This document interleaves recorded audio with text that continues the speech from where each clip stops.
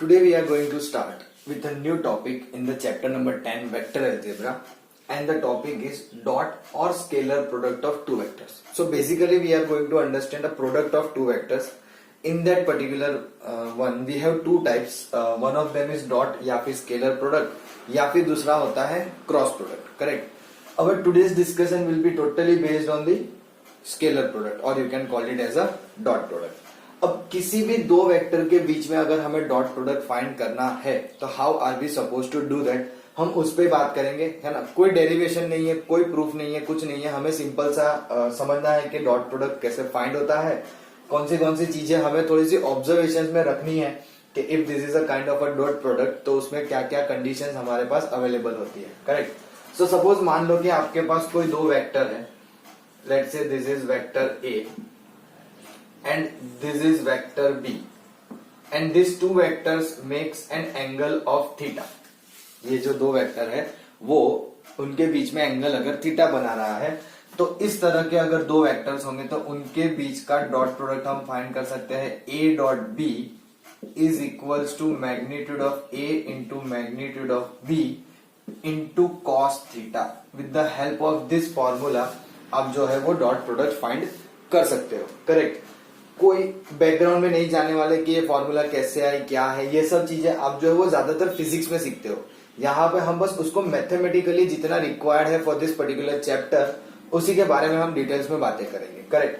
So this is the formula जो हम utilise करेंगे to find the dot product. लेकिन जनरली होता क्या है कि एंगल जो है थीटा है वो हमें पता नहीं होता है, तो उसकी वजह से हम जो है वो इसको डायरेक्टली अप्लाई नहीं कर पाते.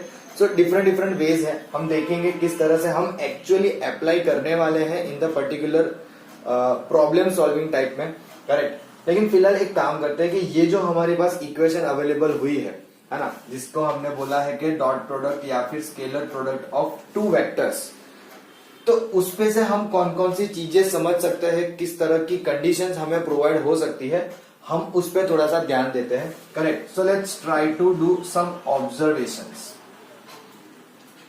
करेक्ट. तो सबसे पहला ऑब्जर्वेशन कि जैसे हमने यहाँ पे ये कहा है कि डॉट या फिर स्केलर प्रोडक्ट, यानी कि अगर मैं किसी भी दो वेक्टर का डॉट प्रोडक्ट फाइंड कर रहा हूं तो उसका जो आंसर आएगा it is going to be a scalar यानी कि it will be some real number. Correct. तो हम सबसे पहला ऑब्जर्वेशन ये बोल सकते हैं कि A dot B is a real number, और आप चाहे तो उसको बोल सकते हो वो होगा कोई स्केलर क्वांटिटी. करेक्ट. कि किसी भी दो वेक्टर का हम जब डॉट प्रोडक्ट करेंगे तो वो हमें एक स्केलर यानी कि रियल नंबर प्रोवाइड करेगा. सिंपल. चलो फिर दूसरा ऑब्जर्वेशन हम कुछ ऐसा कर सकते हैं कि सपोज मान लो कि हमारा ये थीटा जो है वो जीरो हो गया. What do we mean that if theta equals to zero. अगर हम ऐसा बोल रहे हैं कि भाई थीटा जीरो हो गया तो उसका मतलब क्या होता है? उसका मतलब ये होता है कि आपका वेक्टर बी जो है वो भी यहीं पे आ गया. Isn't it? वेक्टर बी जो है वो भी इसी वेक्टर के पास आ गया. तो just simply think like this कि अगर cos थीटा जीरो हो जाता है, मतलब cos थीटा में थीटा की वैल्यू जीरो होती है तो cos जीरो होता है 1, जिसकी वजह से हमें ये पता चलेगा कि भाई a डॉट बी जो है वो होगा magnitude of a into magnitude of b. सीधी सी बात है, इसमें और कुछ ज्यादा आना है नहीं क्योंकि cos थीटा जो है वो आपका 1 हो जाएगा बिकॉज एंगल इज जीरो. तो यही वेक्टर बी भी आपका यहीं पे आ जाएगा, मतलब कि इन दोनों वेक्टर के बीच में एंगल कुछ नहीं होगा. उसी तरह से अगर मान लो कि भाई हमारा वेक्टर बी जो है वो 180 डिग्री रोटेट हो गया, यानी कि हम ऐसा बोल रहे हैं कि इफ थीटा इक्वल्स टू पाई, अगर थीटा की वैल्यू पाई आ गई तो फिर ए डॉट बी में क्या होगा? तो कि भाई हमें पता है cos 180 यानी माइनस होता है, so this will be minus A into minus B. कोई ज्यादा डिफरेंस नहीं है, जस्ट डायरेक्शंस वगैरह थोड़ी बहुत जो है वो इधर उधर हो गई है. सिंपल. सो उसका डॉट प्रोडक्ट जो है वो नेगेटिव आएगा. And we know it's a real number, तो रियल नंबर में पॉजिटिव नेगेटिव सब पॉसिबल है, वहां पे हमारे लिए कोई इश्यू होगी नहीं. सिंपल. उसी तरह से चौथे केस को समझने के लिए क्या कर रहे हैं देखो ध्यान से. तो हम ऐसा बोल रहे हैं कि what will happen if A dot B is equals to zero. मतलब ऐसा क्या होगा कि जिससे हमें ए डॉट बी जीरो मिलेगा. ऐसा तो क्या हो जाएगा कि जिससे हमें ए डॉट बी जीरो मिलेगा. तो let's talk about those cases, है ना. तो दो तरीके से होता है कि भाई ए डॉट बी जीरो कब मिलता है। तो पहला केस ये है कि देखो फॉर्मूला के हिसाब से ए डॉट बी जो है वो जीरो कैसे हो सकता है, तो तीन चांसेस है। एक तो या तो ए वेक्टर खुद जीरो मतलब उसका मैग्नीट्यूड है ना, अगर वेक्टर खुद जीरो होगा तो ही मैग्नीट्यूड जीरो भी होगा। बी वो भी जीरो हो सकता है, या फिर कॉस थीटा की वैल्यू जीरो हो सकती है। अब कॉस थीटा जीरो कब होता है, एट एंगल 90, isn't it? 90 और 270, बट हम प्रीफर अभी 90 का रखेंगे, बाद में 270 के बारे में सोचेंगे। तो यहां पे हमारे लिए इंपॉर्टेंट ये है कि ये जीरो होगा, ये जीरो होगा, या फिर कॉस थीटा जीरो होगा। आर बी अवेयर कि कौन सा जीरो होगा, इसीलिए हमने यहाँ पे केसेस डिवाइड किए, है ना। तो अगर वेक्टर ए जीरो है या फिर vector B, vector A zero है या फिर वेक्टर बी, तो उस सिचुएशन में हम एक्चुअली बोलते हैं इस तरह से रहेंगे कि भाई आपका जो है वो वेक्टर डिफाइन ही नहीं हो रहा है ना। और डिफाइन नहीं होने की वजह से, क्योंकि जीरो जीरो वेक्टर है ना, कोई डायरेक्शन वगैरह कुछ मिलेगा नहीं हमें, तो उस सिचुएशन में हम बोल देंगे कि भाई हमारा जो ये पर्टिकुलर वैल्यू है ए डॉट बी वो जीरो हो जाएगा। But what happens when your vector A and B both of them are non zero, अगर ये दोनों नॉन जीरो वेक्टर है स्टिल हमारा डॉट प्रोडक्ट जीरो आ रहा है, इसका क्या मतलब होगा कि कॉस थीटा जीरो होगा। अगर कॉस थीटा जीरो हो रहा है इसका मतलब कि थीटा जो है वो π/2 होगा। इसका ये मतलब हुआ ना कि ए डॉट बी जीरो है और आपका वेक्टर ए और वेक्टर बी नॉन जीरो है, तो आपको वेक्टर ए जो है वो परपेंडिकुलर टू वेक्टर बी मिलेगा, isn't it? आपको जो है ए और बी वेक्टर्स, जो ये दोनों वेक्टर है वो कैसे मिलेंगे, एक दूसरे से परपेंडिकुलर। अब चाहे वो 90 डिग्री हो या 270 डिग्री होंगे तो दोनों एक दूसरे से परपेंडिकुलर है, उसमें तो कोई चेंजेस आएगा ही नहीं, correct. So A dot B zero होने के लिए हमारे पास ये डिफरेंट डिफरेंट क्राइटेरिया हो सकते हैं कि या तो फिर ए जीरो होगा या बी जीरो होगा, या फिर अगर आपके ए और बी दोनों नॉन जीरो वेक्टर है तो फिर आपका cos थीटा जीरो हो जाएगा, यानी कि थीटा π/2। इसका ये मतलब हुआ ना कि आपके दो जो वेक्टर है वो कैसे होंगे, परपेंडिकुलर। लेकिन ध्यान रखना इस सिचुएशन को हम ऐसे लिखते हैं कि a dot B equals to zero, double implies, what does double implies means, double implies का मतलब होता है कि इफ एंड ओनली इफ, या बाय इंप्लीकेशन जो भी बोल सकते हो, डबल इंप्लीकेशन है ना, बाय कंडीशनल, यानी कि अगर डॉट प्रोडक्ट जीरो है तो ए और बी परपेंडिकुलर होंगे, और अगर ए और बी परपेंडिकुलर है, if two vectors are perpendicular then there definitely dot product will be zero. ये इसीलिए बोला जाता है बाय कंडीशनल, यानी कि डबल इंप्लीकेशन है ना, इफ एंड ओनली इफ, कि अगर ए और बी परपेंडिकुलर है, if and only if the dot product is zero, या फिर डॉट प्रोडक्ट जीरो होगा अगर वेक्टर्स परपेंडिकुलर होंगे। तो इस तरह से हम इसको आइडेंटिफाई करते हैं, सिंपल। चलो अब कुछ इस तरह से बात करते हैं कि भाई यहाँ पे हमने ये समझ लिया ना कि भाई परपेंडिकुलर में क्या हो रहा है, अगर एंगल जीरो है तो क्या हो रहा है, करेक्ट। तो अगर उसी तरह से मान लो कि भाई ये मेरे लिए एक 3D प्लेन है, simple, which is x, y और z, जिसमें हम यूनिट वेक्टर कंसिडर कर रहे हैं, लेट्स से i, j और यहाँ पे k, and we know that these are mutually perpendicular to each other, isn't it? ये तीनों एक्सिस जो है वो कैसी है, म्यूचुअली परपेंडिकुलर है। तो परपेंडिकुलर का कंसेप्ट थोड़ा सा ध्यान में रखते हुए, है ना, और एंगल जीरो को भी ध्यान में रखते हुए हम कुछ बेसिक ऑब्जर्वेशंस करने वाले हैं जो हमें यहाँ पे इस डॉट प्रोडक्ट को सॉल्व करने के लिए बहुत मदद करेगा। Just try to understand something like this. Let's say ये फिफ्थ वन का नाम दे देते हैं इसको। Now suppose if I am finding the dot product of between I and J, between unit vectors I and J, तो इसका dot product क्या होगा? तो कि भाई हमें कैसे पता चलेगा आई और जे का डॉट प्रोडक्ट क्या होगा? हमें तो पता ही नहीं है कि आई क्या है जे क्या है।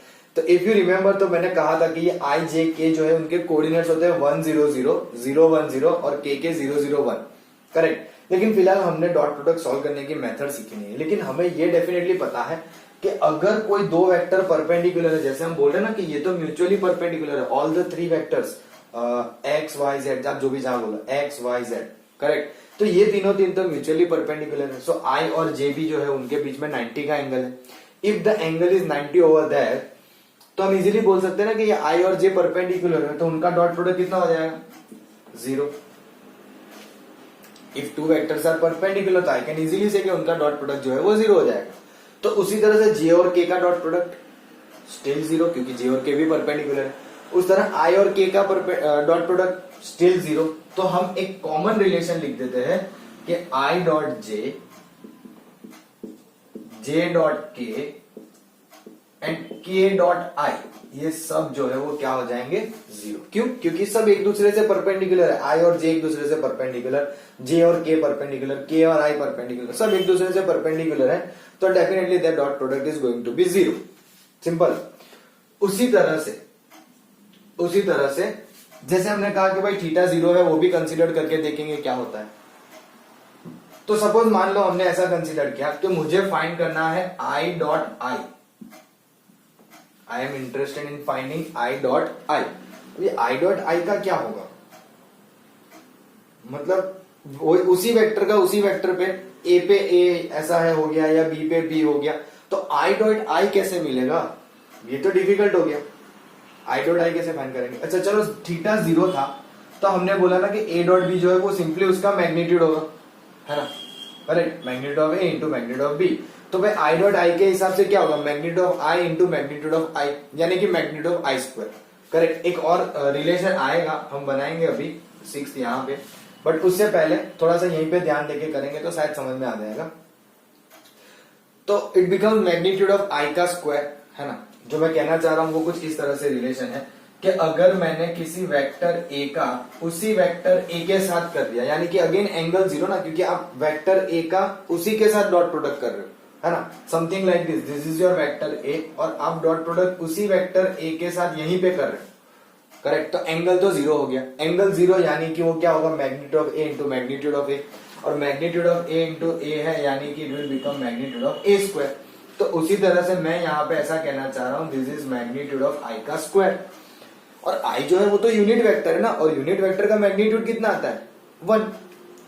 आई जो है वो यूनिट वेक्टर है, आई जे के तीनों तीन जो है वो यूनिट वेक्टर है। तो यूनिट वेक्टर का मैग्नीट्यूड क्या आएगा, 1। 1 का स्क्वायर 1 ही रहेगा, करेक्ट। तो यहाँ पे अगेन मैं एक कॉमन रिलेशन लिख रहा हूं कि आई डॉट आई करो या फिर जे डॉट जे करो तो मैग्नीट्यूड ऑफ जे का स्क्वायर हो जाएगा, के डॉट के करोगे मैग्नीट्यूड ऑफ के का स्क्वायर होगा। अगेन जे के तीनों तीन जो है आई जे के यूनिट वेक्टर है, तो इन सबकी वैल्यू 1 होगी। तो इससे ये पता चलता है कि I dot I, J dot J और K dot K that will be equals to 1। सो इसके अकॉर्डिंगली हमारे लिए किसी भी दो वेक्टर का डॉट प्रोडक्ट फाइंड करना जो है वो बहुत इजी हो जाता है, करेक्ट। वो मैं आपको एक एग्जांपल के साथ समझाऊंगा। रैंडमली कोई भी वेक्टर ले लेंगे, कोई फर्क नहीं पड़ता आप कौन सा ले रहे हो, बट हम इसको समझेंगे। But before that let's go for little bit of more observation. जैसे हमने ए डॉट ए के लिए बोला है ना, तो वो काइंड ऑफ इसका एक केस हुआ जब थीटा जीरो होता है तब तो ये सिचुएशन भी आती है। तो वैसे अगर थीटा पाई हो तो कुछ उसमें कर सकते हैं, तो कि भाई चलो मान लेते हैं थीटा पाई है। थीटा पाई होना इसका मतलब ये होता है कि भाई वेक्टर ए तो दूसरा वेक्टर जो उसके अपोजिट डायरेक्शन का होगा। तो हम ऐसा बोल सकते हैं कि 7th ऑब्जर्वेशन कि vector A dot minus of vector ए का डॉट प्रोडक्ट कर रहे हैं उसके नेगेटिव ऑफ वेक्टर से, तो ये क्या हो जाएगा, नेगेटिव ऑफ मैग्नीट्यूड ऑफ ए का स्क्वायर। ये मैं वेक्टर लिख रहा हूं, ये इनवर्स नहीं है प्लीज। ये थोड़ा होता क्या है कि हम मतलब आदत सी होती है ना, तो आप लोग प्लीज इसको वेक्टर ही समझना, don't consider as a inverse. यहाँ इनवर्स कुछ अभी आया नहीं है तो आई डोंट नो मैंने क्यों बोला, नहीं समझना चाहिए था। बट मुझे खुद को एक बार ऐसा फील हो गया कि मैंने वो ए का पावर लिखा है ना तो वो ए इनवर्स जैसा दिख रहा है, that is why I have to say that thing. But या वेक्टर है तो उस हिसाब से हम समझेंगे, करेक्ट। तो A dot negative of vector A, तो वो हो जाएगा नेगेटिव ऑफ वेक्टर ए के मैग्नीट्यूड का स्क्वायर। सिंपल, कोई डिफिकल्टी नहीं होगी, इतने ऑब्जर्वेशन हमें समझने में। स्टिल वी हैव फ्यू, लेकिन वो समझने के लिए हम थोड़ा सा वेट करते हैं। उससे पहले एक काम ये करते हैं कि ये जो हमारे 5th ऑब्जर्वेशन के अंदर हमने जो ये समझा ना, उसकी मदद से पहले ये आइडेंटिफाई करते हैं कि एक्चुअल में डॉट प्रोडक्ट सॉल्व कैसे होगा, है ना। और फिर बात करेंगे कुछ प्रॉपर्टीज के हिसाब से, और फिर बात ये भी करेंगे कि अगर मुझे एंगल फाइंड करना है तो कैसे होता है। But before that please take a note of all this thing which is written on the board. Now let's take one example which I told you regarding this one. I dot I equals to J dot J is equals to K dot K, इसकी value 1 होगी। और ये भी देखा था कि I dot J, J dot के and के डॉट आई, इसकी वैल्यू 0 होगी। करेक्ट। अब एग्जाम्पल यानी कि हमें यह समझना है कि हम एक्चुअली में अगर हमें किसी भी दो वेक्टर के बीच में डॉट प्रोडक्ट फाइंड करना है तो करेंगे कैसे। हमने फॉर्मूला देखी, डिफाइन ऐसे होता है, लेकिन वो हमारे लिए क्वाइट डिफिकल्ट होती है जब एंगल प्रोवाइड ना हो। तो एक काम करते हैं, let's say we have two vector A is equals to a1i plus a2j plus a3k, और दूसरा वेक्टर ले रहा हूं मैं b1i plus b2j plus b3k। Unknown में मैंने इसीलिए प्रीफर किया कि वैल्यू समटाइम्स है ना आपको एक अननेसेसरीली एक एजम्पशंस प्रोवाइड कर देती है विच आई डोंट वांट, है ना। तो let's take it in unknown way कि a1 a2 a3 b1 b2 b3, और मुझे फाइंड करना है इनका डॉट प्रोडक्ट। अब देखो ऐसे तो डिटेल में जाओगे तो इसका डॉट प्रोडक्ट बहुत लेंथी होगा, लेकिन हम कुछ ऑब्जर्वेशंस जो हमने सीखे हैं उसको ध्यान में रखते हुए इसको जल्दी से खत्म करेंगे। And when you apply this particular thing in the problem, तो आपको क्या करना है वो भी मैं आपको बताऊंगा, और हम इसको विद इन 30 सेकेंड में खत्म करते हैं। करेक्ट। लेकिन फिलहाल पहली बार कर रहे हैं, so let's take little bit in a proper way कि किस तरह से ये होगा। तो क्या करेंगे, तो कि कैसे कहा हमने कि भाई डॉट प्रोडक्ट लेना है। अब डॉट प्रोडक्ट यानी कि बेसिक मल्टीप्लीकेशन ही क्या हो रहा है, बेसिक मल्टीप्लीकेशन, यानी कि कुछ ऐसा है a1i plus a2j plus a3k, और ये dot b1i plus b2j plus b3k। तो आप क्या करोगे, पहला a1i को b1i b2j b3k सबसे मल्टीप्लाई करोगे, है ना। तो एक बार के लिए मैं आपको बता देता हूं तो क्या होता है। तो क्या देखो a1 b1 i dot i, है ना, फिर plus a1 b2 i dot j, फिर a1 b3 i dot k। इस तरह की सिचुएशन बनती है। लेकिन जैसे मैंने कहा कि हम थोड़े ऑब्जर्वेशंस पे ध्यान रखेंगे, तो देखो ऑब्जर्वेशंस के हिसाब से i dot j 0, j dot अरे i डॉट k 0। अब आप सोच रहे होंगे ना कि ये k डॉट i है या i डॉट k है, सो डोंट वरी, एक प्रॉपर्टी देखने वाले हैं आज, बट फिर भी आइडिया दे देता हूं कि कॉम्पिटिटिव लॉ वैलिड होता है। Correct, will see that, don't worry. But k dot i और i डॉट k वो भी 0 हो गया, तो ये दोनों टर्म तो 0 हो गए, तो मैं इनको रिमूव कर देता हूं। क्या कर दिया, इन्हें रिमूव कर दिया, सिंपल। चलो अब बचा क्या, a1 b1 i dot i। अच्छा i डॉट i कितना होता है, तो कि भाई 1 होता है। i डॉट i कितना होता है, 1 होता है, तो वो भी रिमूव कर दिया क्योंकि वो 1 है। तो बचा कितना, सिर्फ i के कोफिशिएंट का प्रोडक्ट। उसी तरह से अगर आप आगे बढ़ोगे तो आप a2j को b1i, a2j को b2j, a2j विथ b3k, तो again j dot i 0, j dot j 1 हो जाएगा, यानी कि बचेगा कितना a2 b2, और फिर a2j को b3k करोगे तो j डॉट k भी 0, फिर k को i के साथ 0, k j के साथ 0, और फिर k का हमें मिलेगा a3 b3। इस तरह से हम डॉट प्रोडक्ट को सॉल्व करेंगे कि इन दो वेक्टर का डॉट प्रोडक्ट क्या आएगा, उनके i के कोफिशिएंट का प्रोडक्ट प्लस j के कोफिशिएंट का प्रोडक्ट प्लस k के कोफिशिएंट का प्रोडक्ट। अगर इनमें से किसी भी एक कोफिशिएंट को अगर हम 0 ले ले तो वहां से वो i का वाला जो फैक्टर है वो निकल जाएगा। करेक्ट। अब एक नोन में लो, नोन का मतलब कि हम कुछ वेक्टर लेते हैं, let's say a equals to 2i plus 3j minus k, and let's say vector b जो है वो i minus j plus k। ये दूसरा वेक्टर मुझे फाइंड करना है इन दोनों के बीच का डॉट प्रोडक्ट, यानी कि a डॉट b। कैसे करेंगे, क्या याद रखना है अब, i के कोफिशिएंट का product, so 2 into 1 2 plus, always sign plus की आएगी, फिर डिपेंडिंग ऑन द प्रोडक्ट जो होगा वो चेंज कर लेंगे। 3 into minus 1 minus 3 again plus, minus 1 into plus 1 will be minus 1। तो देखो 2 minus 3 minus 1 minus 1 minus 1 minus 2, dot product कितना मिला, minus 2। Dot product is a scalar quantity, इसीलिए तो इसका नाम है डॉट या फिर स्केलर प्रोडक्ट, है ना, कि दो वेक्टर को मल्टीप्लाई करके हमें क्या मिल जाता है, स्केलर मिल जाता है। तो ये हो गया इस तरह से. सो this is how the actual calculation of dot product happens. Correct. चलो अब एक आध दो छोटी छोटी चीजें बता देता हूं साथ में. तो जैसे मैंने कहा था कि अगर मुझे एंगल फाइंड करना है, एंगल बिटवीन टू वेक्टर्स. अब देखो ये भी काम बहुत इजी है. क्यों? तो क्या जो हमने डिफाइन किया था फॉर्मूला, क्या डिफाइन की थी? A dot B equals to magnitude of A into magnitude of B into cos theta. तो उस पे से कॉस थीटा कितना आ जाएगा? तो क्या भाई A dot B divided by magnitude of A into magnitude of B. ये हो गया आपका cos theta, angle between two vectors. अब ज्यादा केसेस में होगा क्या? तो क्या हम कॉस थीटा फाइंड तो करेंगे लेकिन फिर उसे कन्वर्ट करेंगे थीटा इक्वल्स टू. तो ये हो जाएगा theta equals to cos inverse A dot B divided by magnitude of A into magnitude of B. ये है आपके एंगल बिटवीन टू वेक्टर्स के बीच की फॉर्मूला. करेक्ट. अब ये फॉर्मूला की मदद से आप थीटा फाइंड कर सकते हो. Once you get to know the theta, आपको वेक्टर ए और बी पता होगा तो उसका मैग्नीट्यूड भी फाइंड कर लेंगे. जैसे कि ये दो वेक्टर है तो उसका magnitude, and then with the real definition भी आप डॉट प्रोडक्ट फाइंड कर सकते हो.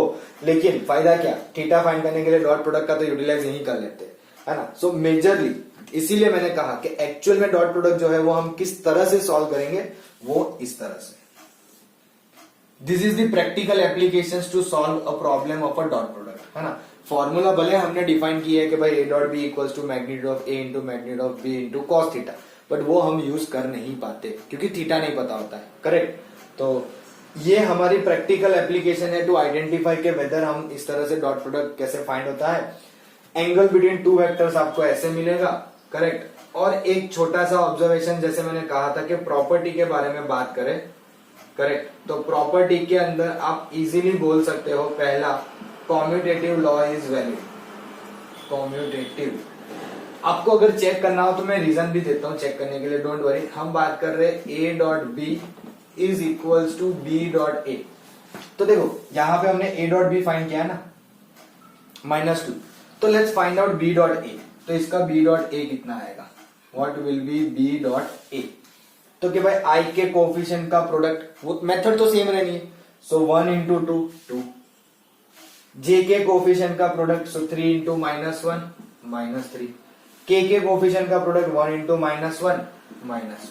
सो वापस से आंसर -2. देख लो A dot B -2, B dot A -2, यानी कि कॉम्यूटेटिव लॉ वैलिड है. करेक्ट. अब आप लोग एक काम करना, खुद से थोड़ा अपना दिमाग लगा के ट्राई करना कि क्या एसोसिएटिव लॉ भी वैलिड है. Is associative law is true for dot product. हाँ, एक चीज है कि एसोसिएटिव की जब बात करते हैं तो हम बात करते हैं 3 वेक्टर्स की, है ना. तो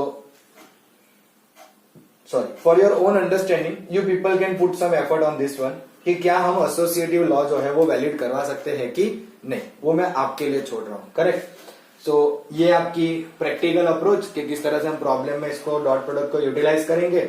ये आपका एंगल बिटवीन वेक्टर्स, ये आपकी कॉम्यूटेटिव की प्रॉपर्टी, एसोसिएटिव मैंने आपको कुछ चेक करने के लिए बोला है. इससे ज्यादा 2 प्रॉपर्टी है वो हम डिस्कस करते हैं, but before that please take a note of all this things in a very good way so that ये मेथड आपको खास करके आ जाए. This is most important for the dot product, क्योंकि हर एक प्रॉब्लम में डॉट प्रोडक्ट यूटिलाइज करेंगे फ्रॉम नाउ ऑनवर्ड्स. तो ये आना हमारे लिए बहुत इंपॉर्टेंट हो जाएगा. ऐसे इजी है but still. Correct. So please take a note of all this things on the board. Now let's talk about that 2 small property which I was telling. तो एक उसमें आती है डिस्ट्रीब्यूटिव लॉ. हमने देखो एक कॉम्यूटेटिव समझ ली, दूसरी है डिस्ट्रीब्यूटिव लॉ. अब देखो डिस्ट्रीब्यूटिव लॉ बहुत सिंपल सी बात है. होता क्या है उसमें? तो उसमें कुछ इस तरह से होता है, let's say A dot B plus C, यानी कि आपके पास कुछ इस तरह से वेक्टर्स है. करेक्ट. तो डिस्ट्रीब्यूटिव लॉ क्या कहेगा? तो क्या इसको हम ऐसे लिख सकते हैं A dot B plus A dot C, as simple as this one. Correct. तो ये है आपकी डिस्ट्रीब्यूटिव लॉ. इसमें कोई बहुत बड़ी डिफिकल्टी है नहीं. उसके बाद दूसरी कुछ इस तरह से प्रॉपर्टी है कि अगर मान लो कि आपके पास कोई 2 वेक्टर है ए और B and there is some lambda which is a scalar quantity. तो अगर मैंने ऐसे लिखा है कि lambda A dot B, let me put this in bracket, so this can be also written as lambda of A dot B. Also this can be written as A dot lambda B. Correct. तो क्यों ऐसा हो रहा है? तो कि lambda into ए का मतलब क्या होगा कि आपके वेक्टर ए को किसी स्केलर क्वांटिटी से मल्टीप्लाई किया, करेक्ट, तो बनेगा तो वेक्टर ही, फिर उसका बी के साथ डॉट प्रोडक्ट करे तो आई के कंपोनेंट ही मल्टीप्लाई में आने। अब पहले डॉट प्रोडक्ट करके फिर स्केलर से मल्टीप्लाई करो, स्टिल सेम थिंग, या बी वाले कंपोनेंट को स्केलर से मल्टीप्लाई करके फिर ए के साथ डॉट प्रोडक्ट लो, still again it is a same thing. So कोई इतना ज्यादा इसमें डिफिकल्ट है नहीं। सो आई डोंट थिंक सो कि यहां तक आपको कोई भी डिफिकल्टी फील होनी चाहिए। नाउ फर्दर आगे जो हमारा टॉपिक आ रहा है उसका नाम है प्रोजेक्शन ऑफ अ वेक्टर। उसका नाम है projection of a vector on a line. Projection of a vector on a line. अब ये एक्चुअली जो है वो बहुत अच्छा और इंपॉर्टेंट टॉपिक है। किस तरह से समझेंगे इसे उस पर थोड़ा सा ध्यान देना। लेकिन होता क्या है कि बुक में है ना बहुत यूनिक वे में या कॉम्प्लिकेट वे में दिया हुआ है। So will try to understand in a proper way, जिससे हमें पता चले कि हम कर क्या रहे हैं। तो क्या कहा है, हमें प्रोजेक्शन फाइंड करना है किसी वेक्टर का on a line. So let's say this is our directed line. What do we mean by directed line? Chapter के स्टार्टिंग में बात की थी कि ऐसी लाइन की जिसकी कोई डायरेक्शन हो। सो मैंने वो एरो बता दिया। So this is a directed line, correct. Let's call this line as L. और हमारे पास कोई एक वेक्टर है, लेट्स से ए बी। हमारे पास कोई ये वेक्टर है ए बी और मुझे इस वेक्टर का प्रोजेक्शन फाइंड करना है ऑन द लाइन एल, जो बना रही है in anti clockwise direction angle theta, है ना। लाइन एल से आपका वेक्टर ए बी जो है वो एक एंगल थीटा पे है जो एंटी क्लॉकवाइज में है, और मुझे इस लाइन का प्रोजेक्शन फाइंड करना है। प्रोजेक्शन का एक सिंपल मीनिंग होता है कि जब आप किसी ऑब्जेक्ट को रख रहे हो, है ना, आप जैसे कि अभी घर पे बैठे होंगे और लाइट चालू होगी सपोज, तो when you put up hold a pen like this, तो आपको पूरे के पूरे पेन का प्रोजेक्शन नीचे दिखेगा अगर ऊपर से लाइट आ रही है तो, है ना। बट जैसे जैसे आप पेन को इंक्लाइन करते जाओगे, ध्यान से सुनना, जैसे जैसे आप पेन को इंक्लाइन करते जाओगे वैसे आपके प्रोजेक्शन की लेंथ जो है वो कम होती जाएगी। You can observe this thing by yourself at your home, है ना। आप सब लोग ये चीज कर सकते हो और उससे आपको एक अच्छा आइडिया आएगा कि हाँ प्रोजेक्शन की लेंथ जो है, जो आपके नीचे फ्लोर पे आ रही है, करेक्ट, वो जैसे जैसे आपका एंगल ऑफ इंक्लिनेशन बढ़ेगा वैसे वैसे वो कम होती जाएगी, करेक्ट। तो यहाँ पे मान लो कैसा भी वेक्टर है, कोई भी हो, ये हमारा वेक्टर है। अब इस वेक्टर का प्रोजेक्शन कितना होगा, तो के यहां तक, ये पॉइंट ले लेते हैं C, correct. So let's say this is vector A B, है ना। तो obviously it is a magnitude, बोलेंगे लेंथ इतनी है, आगे देखते क्या होता है, but this is vector A B, उसका मैग्नीट्यूड होगा मैग्नीट्यूड ऑफ ए बी। तो हमारे लिए प्रोजेक्शन कितना होगा, या प्रोजेक्शन वेक्टर, देखो यहां पे मैं दो वर्ड बोल रहा हूं, प्रोजेक्शन और दूसरा बोल रहा हूं प्रोजेक्शन वेक्टर। प्रोजेक्शन यानी कि उसकी मैग्नीट्यूड होती है, प्रोजेक्शन यानी कि उसका मैग्नीट्यूड, और प्रोजेक्शन वेक्टर यानी कि पूरा एक वेक्टर मिलना, करेक्ट, मैग्नीट्यूड के साथ साथ डायरेक्शन भी, तो उसे प्रोजेक्शन वेक्टर बोलेंगे, करेक्ट। तो ये जो हमें लाइन मिली है, या कह सकते हैं कि यहां से यहां तक का जो हमें लेंथ मिला है वो हमारे लिए हो जाएगा projection, which is in the direction of L, क्योंकि अभी फिलहाल एल की डायरेक्शन इस तरफ दी है ना, which is in the direction of L, जिसे हमने डिफाइन कर दिया with projection vector A C, correct. लेकिन इसकी मैग्नीट्यूड कितनी होगी, what will be the magnitude of this particular projection vector A C. अब डायरेक्शन पता चल गई, मान लिया हमने प्रोजेक्शन वेक्टर बोल दिया ए सी है, लेकिन उसकी मैग्नीट्यूड कैसे फाइंड करेंगे, ये डिफिकल्ट हो गया है कि नहीं। अरे नहीं, कुछ नहीं डिफिकल्ट है। Consider this as a right angle triangle, this is angle theta, ये हाइपोटेनियस, 90 डिग्री, तो ये हाइपोटेनियस, कौन सा कंपोनेंट लगेगा, डेफिनेटली कॉस। सो कॉस के हिसाब से इस पर्टिकुलर का मैग्नीट्यूड कितना हो जाएगा, ए बी कॉस थीटा, ये हो गया उसका मैग्नीट्यूड। समझ में आ रहा है किस तरह से मैग्नीट्यूड फाइंड किया। तो क्या भाई मुझे पता है कि मुझे इस वेक्टर ए बी का प्रोजेक्शन फाइंड करना है ऑन द लाइन एल, तो हमने बोला कि भाई चलो ठीक है, वो एंगल थीटा बना रहा है, इसका ये डिस्टेंस जो है लेंथ है वो ए बी होगा, तो मुझे ये वाली लेंथ फाइंड करनी है, this the length I am interested to find, है ना। मुझे ये पता है प्रोजेक्शन वेक्टर ए सी हमने बोल दिया, लेकिन लेंथ फाइंड करनी है यानी कि मैग्नीट्यूड, तो कैसे फाइंड करेंगे, तो कि भाई कॉस थीटा ही देगा हमें, कैसे बोलेंगे रिलेशन के पॉइंट ऑफ व्यू, तो कि cos theta is equals to A C by A B. तो AC कितना हो जाएगा, AB इंटू कॉस थीटा। अब AB तो लिखेंगे नहीं क्योंकि हम मैग्नीट्यूड वेक्टर्स वगैरह की बात कर रहे हैं, तो मैग्नीट्यूड के लिए magnitude of AB into cos theta इस तरह से हमें मिलता है, correct. Now instead of something like this, instead of saying AC or something like this, let's say we just say that this is a vector P, ये है आपका vector P, है ना।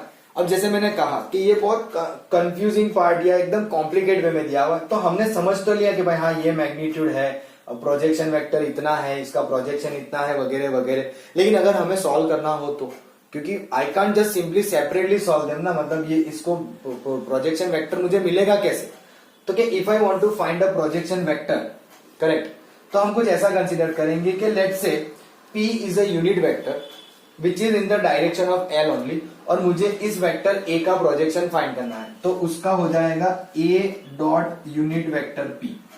क्या हो जाएगा, A dot unit vector P, है ना। तो ऑब्वियसली थोड़ी सी डिफिकल्टी फील होती है हमें ये समझने में, तो आप इसको इस तरह से भी लिख सकते हो कि A dot vector P divided by its magnitude. अब P में थोड़ा सा हमें कॉम्प्लिकेट होता है, तो एक काम करते हैं, हम इसको ऐसे डिफाइन करते हैं कि मुझे फाइंड करना है प्रोजेक्शन ऑफ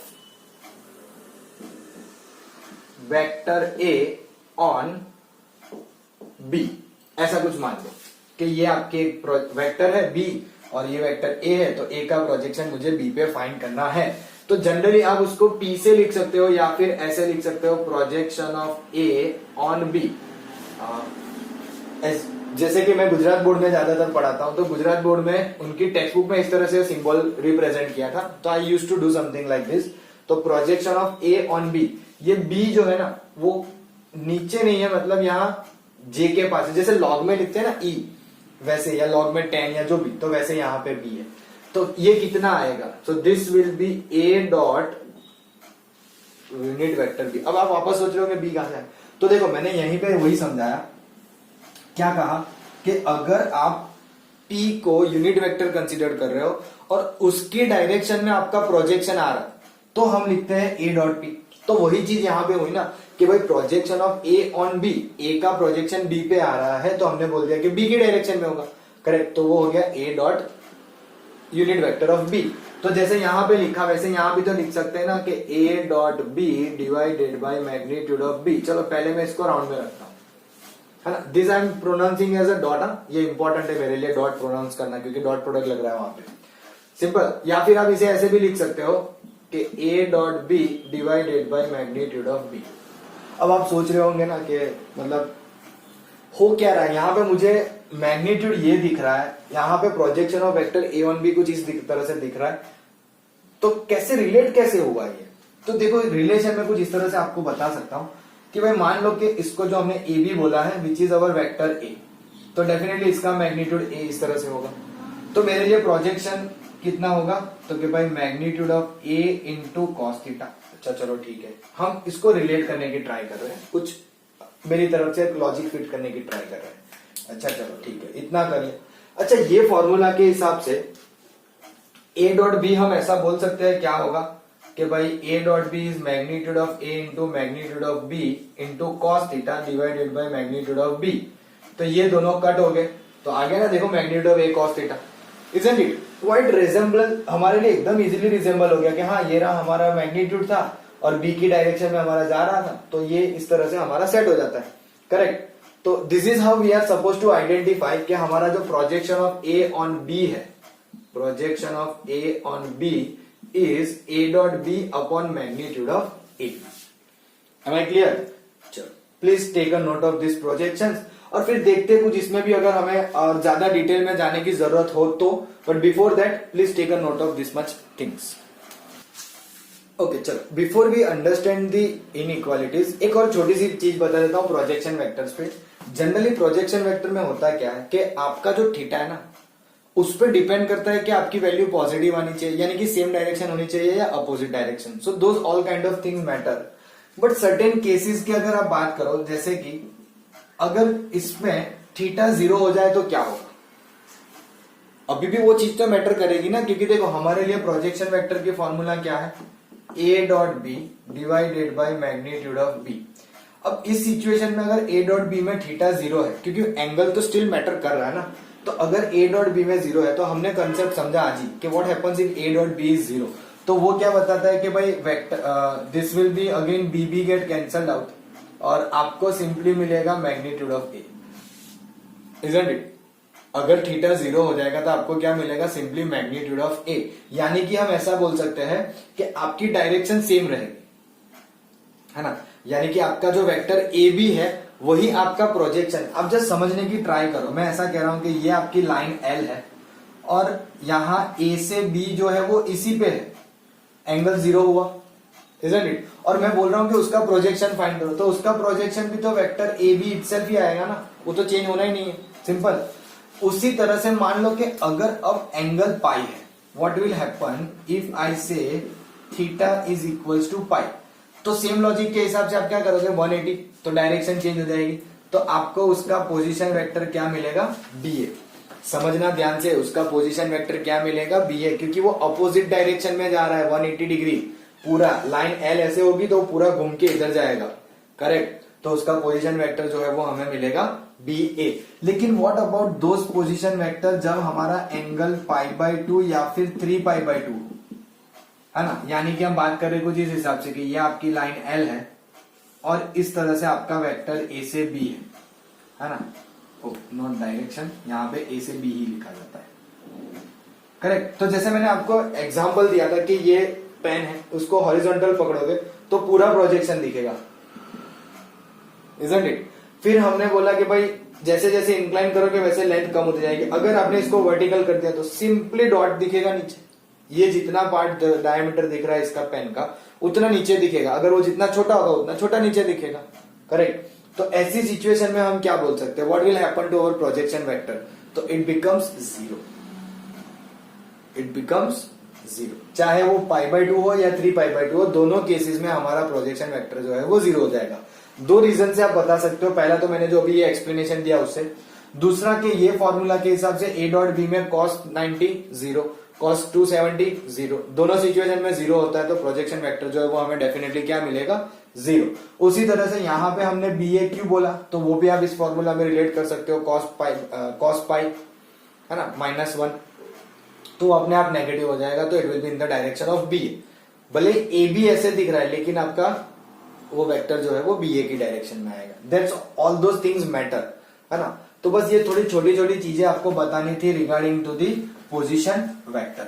अब हम बात करते हैं एक्चुअल में हमारे इनइक्वालिटी के बारे में, जो आपकी एनसीईआरटी टेक्स्ट बुक में दिया हुआ है एज एन एग्जाम्पल, है ना। वो कैसे दिया हुआ है, as examples, correct. So let's have a look at them. तो सबसे पहले बात कर रहे हैं हम कॉची-श्वार्ट्ज इक्वेशन की, sorry not equation, Cauchy Schwarz inequality की। आई डोंट नो श्वार्ट्ज की स्पेलिंग राइट है कि नहीं है, बट ऐसा ही कुछ आता है ना, SCH है। मैंने पूरी क्या बहुत ज्यादा गलत लिखी है, चलो सही कर देते हैं, SCHWARTZ, मतलब बाकी सब जो मैंने नहीं लिखा था वो कांस्टेंट मान लिया। ओके, सो कॉची-श्वार्ट्ज इनइक्वालिटी। तो ये इनइक्वालिटी है क्या और इसे प्रूव कैसे करेंगे, तो inequality is something like this, magnitude of AB is less than equals to magnitude of A into magnitude of B. Magnitude of AB is less than equals to magnitude of A into magnitude of B. अब ये inequality हम prove कैसे कर सकते हैं, तो कि देखो सबसे पहला तो इसमें ये प्रॉब्लम नहीं बोलेंगे, पहली ये बात है कि अगर मैंने A और B को 0 ले लिया तो ये डेफिनेटली इक्वल हो जाना है, करेक्ट। अगर मैंने यहाँ पे A और B को 0 ले लिया तो डेफिनेटली ये इनइक्वालिटी होल्ड्स ट्रू हो जानी है। तो हम एक काम करते हैं, हम ऐसा बोलते हैं कि भाई हमारा वेक्टर A और वेक्टर B दोनों इक्वल नहीं होने चाहिए और 0 भी नहीं होना चाहिए, काइंड ऑफ दिस सिनेरियो बैठती है ना। लेकिन हम उसके मैग्नीट्यूड की बात कर रहे हैं क्योंकि यहाँ पे मैग्नीट्यूड सब है ना। तो मैग्नीट्यूड उनका इक्वल भी नहीं होना चाहिए और 0 भी नहीं होना चाहिए, हम इस तरह से बोल सकते हैं, simple. A is not equals to 0, 0 is not equals to B, may be 0 equal हो सकता होगा, आई डोंट नो फिलहाल, बट हम इस तरह से लिख देते हैं कि भाई इनके मैग्नीट्यूड जो है वो 0 नहीं होने चाहिए। अगर 0 नहीं हो रहा है, मान लेते हैं कि भाई इनके मैग्नीट्यूड 0 नहीं, यानी कि kind of non zero kind of vector शायद हो सकता है, तो फिर प्रूव कैसे करेंगे? How are we suppose to prove this inequality magnitude of A dot B less than equals to magnitude of A into magnitude of B? तो देखो बहुत सिंपल सा प्रूफ है एक्चुअली इसका। क्या है? तो कि भाई मुझे ये पता है A dot B is equals to magnitude of A into magnitude of B cos theta. चलो ठीक है, मान लिया आपने सही बोला, ये फॉर्मूला तो है ही। हमें ए डॉट बी का मैग्नीट्यूड दिख रहा है, तो एक काम करते हैं, इसको भी मैग्नीट्यूड दे देते हैं। मैग्नीट्यूड देने से ये तो पॉजिटिव क्वांटिटी है ही, तो उसको देने का मतलब नहीं बनता है, तो इसे भी दे देते हैं। सिंपल। तो इससे हमें ये पता चला कि magnitude of A dot B divide by magnitude of A into magnitude of B is equals to magnitude of cos theta. अच्छा, कॉस थीटा का जो रेंज है वो मुझे याद है वहां तक -1 से 1 है, और आपको भी याद होना ही चाहिए, है ना? ये तो बोलने के लिए बोलते मुझे याद है वहां तक। It is -1 to 1। तो मॉड्यूलस होगा तो it is definitely less than equals to 1। Modulus की वैल्यू ऐसे भी 1 मतलब 0 से छोटी होनी नहीं है, इजंट इट? तो कॉस थीटा जो है वो हमें ये पता चल रहा है कि मॉड्यूलस में 1 या उससे छोटा होगा। तो अगर ये दोनों इक्वल है तो डेफिनेटली ये इक्वलिटी इसको भी तो होल्ड ट्रू करेगी ना। यानी कि हमें क्या पता चला, A dot B divided by magnitude of A into magnitude of B less than equals to 1। तो इससे ये पता चल गया कि भाई A dot B is less than equals to magnitude of A into magnitude of B. ये हो गए आपकी कॉची श्वार्ट्ज इनइक्वालिटी प्रूव। सीधी सी बात है, कोई इतनी डिफिकल्टी नहीं है ना? चलो फिर आती है ट्रायंगल इनइक्वालिटी। क्या आता है? Triangle inequality. अब ये ट्रायंगल इनइक्वालिटी क्या है और इसे कैसे प्रूव करेंगे? तो एग्जांपल ये, जैसे मैंने कहा, ये भी एग्जांपल है, वो भी एग्जांपल है, बट हम इसको एज अ कंसेप्ट समझने की ट्राई कर रहे हैं, है ना? सो आप लोग इसे अलग से याद रखो। उसमें हमें प्रूव करना है कि भाई किसी भी दो वेक्टर के लिए उनके सम का magnitude should be less than equals to sum of their magnitude. अच्छा खासा सेंटेंस बना लिया, अच्छी बात है। ये हमें प्रूव करना है। अब चलो यहां तो हमने ये लॉजिक भी लगाया, यहां पे तो प्लस है, प्लस में कैसे लॉजिक लगाएंगे? ये थोड़ा डिफिकल्ट हो गया। चलो, तो जैसे यहां पे बोला कि अगर ए और बी के लिए 0 0 लेंगे तो ये डेफिनेटली सेटिस्फाई हो ही जाएगा, तो वैसा यहां पे भी सिनेरियो है कि अगर मैंने ए और बी को 0 वेक्टर्स के तरीके से ले लिया तो ये यहाँ पे भी सेटिस्फाई हो जाएगी और इसके लिए भी हो जाएगी, दोनों के लिए। तो मैं वापस नहीं लिख रहा हूं, बट समझते क्या करना है। तो क्या इसको सॉल्व कैसे करें? इसको प्रूव करने के लिए क्या करें कि भाई ये हमारे लिए जो है वो ट्रायंगल इनइक्वालिटी सही है। अच्छा देखो, इसमें कुछ स्टूडेंट्स फिर ऐसा सोचते हैं कि सर वेक्टर ए और वेक्टर बी कुछ लेट कर लो ना, तो वो सही बात है, वो गलत नहीं है, लेकिन वो कोई लॉजिकल अंडरस्टैंडिंग नहीं है। वो हम जो है वो उसको एक मैथमेटिकली इंडक्शन देने की ट्राई कर रहे हैं कि भाई हाँ देखो ऐसा करोगे तो हो जाएगा, इजंट इट? कि भाई ये लेट कर लो 1 2 3 तो कुछ बन जाएगा, हो जाएगा। हम वो नहीं ट्राई कर रहे, हम कुछ लॉजिकल एक्सप्लेनेशन ढूंढ रहे हैं, ना कि सम न्यूमेरिकल टाइप, है ना? तो यहाँ पे एक काम करते हैं, आई नो दैट के magnitude of A plus B है हमारे पास और उसका स्क्वायर ले लेते हैं, तो ये बन जाता है कि A plus B dot A plus B. अब ये अगर किसी को रिकॉल नहीं हो रहा है तो मैं याद करवा दूं, तो हमने एक प्रॉपर्टी देखी, ऑब्जर्वेशन किया था आज के ए डॉट ए जो है वो मैग्नीट्यूड ऑफ ए का स्क्वायर होता है। तो अगर किसी भी के मैग्नीट्यूड का स्क्वायर है तो वो हो जाएगा उन दोनों का डॉट प्रोडक्ट में, सेम चीज है ना? तो ए डॉट ए के हिसाब से A plus B dot A plus B. अच्छा चलो ठीक है, ये अच्छी बात है। इनका डॉट प्रोडक्ट कर लेते हैं, तो क्या हो जाएगा? A dot A plus A dot B plus B dot A plus B dot B. अच्छा वेरी गुड। तो ए डॉट ए तो मैग्नीट्यूड ऑफ ए का स्क्वायर ही होगा ना? ये दोनों में कॉम्पिटिटिव लॉ वैलिड है, ए डॉट बी बोलो बी डॉट ए बोलो दोनों सेम है। तो let me write this is as twice A dot B, मैं इसको ब्रैकेट में रखता हूँ, और ये बी मैग्नीट्यूड ऑफ बी का स्क्वायर, क्योंकि बी डॉट बी है, सिंपल। तो देखो ए बी तो हमें चाहिए था, वो तो दिख रहा है, लेकिन ये भी है साथ में, और साथ में इनइक्वालिटी भी जनरेट करनी है। तो इतना सारा कुछ कहां से होगा? इनइक्वालिटी कहां से लाएंगे? सब तो इक्वल में चल रहा है। तो इनइक्वालिटी के लिए अगर कुछ हम ऐसा सोचे कि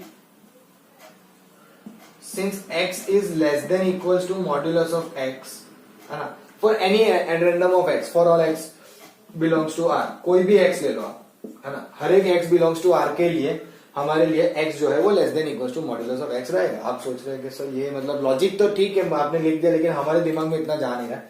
तो भी आप कोई भी नंबर ले लो, लेट्स से x इज 1, तो यहाँ पे रखोगे 1 ही आएगा, इक्वल तो है ना। अच्छा मान लो आपने ले लिया x -1, तो -1 is definitely less than 1, isn't it? तो आपका x जो है वो हमेशा लेस देन या इक्वल होगा to the modulus of x।